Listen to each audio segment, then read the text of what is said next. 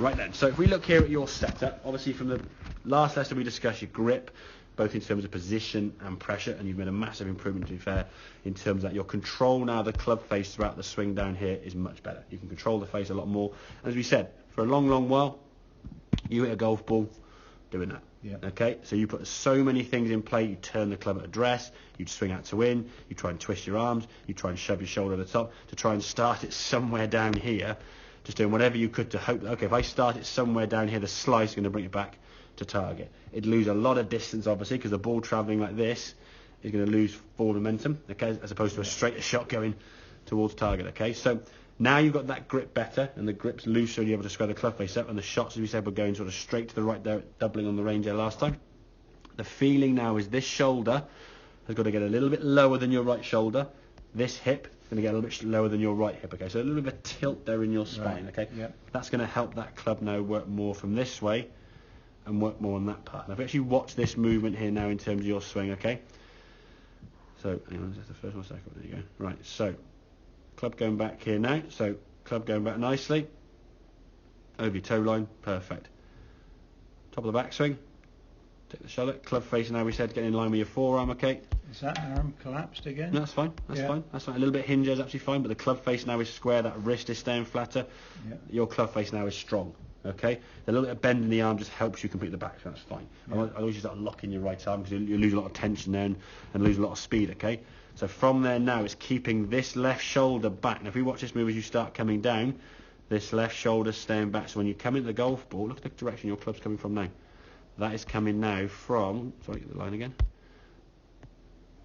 that way, which is going to give us the information that golf ball wants. So as the club starts swinging through now, you can see the ball then striking middle part of that screen, or just left of that screen, which in years gone by with your club face, if a ball hit the screen here, okay, on that left-hand side here, it would just disappear off in the tree somewhere there. You watch this ball fly now, because the club face is straight, boom, dead straight, okay, and you watch it now as the continuation of its ball flight.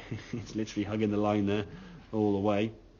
And that was the one I think about 180, 190, I think, to be fair. So a very, very good swing, very efficient swing. I think when you had to go with that bag, you could sort of see in your eyes how much speed you were able to get, keeping this shoulder back. If the shoulder starts trying to shove forward, okay, you can see now, just for impact, your right shoulder is still visible. Last week, your left shoulder had been so far forward here, you wouldn't have seen your right arm and shoulder like this. Right. Trying to send it as far right as you can. You were just fighting a club face that was standing off to the left, and now it's not going to the left. It's now going right, isn't it?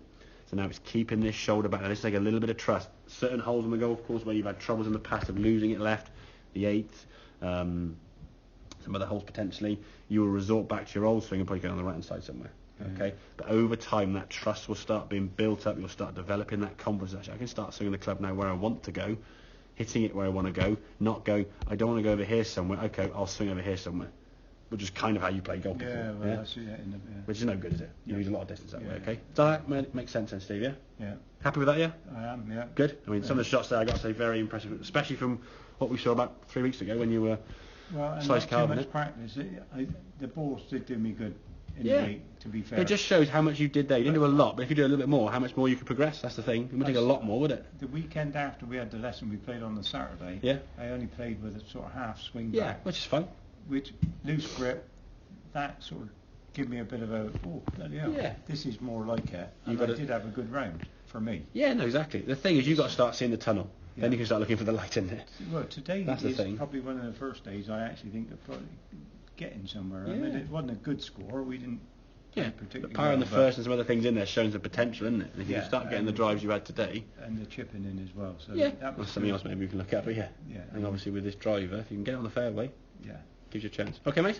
Perfect. Good stuff. I'll leave you a couple of them by yourself and I'll see you back in the shop, okay? Yeah. Good man.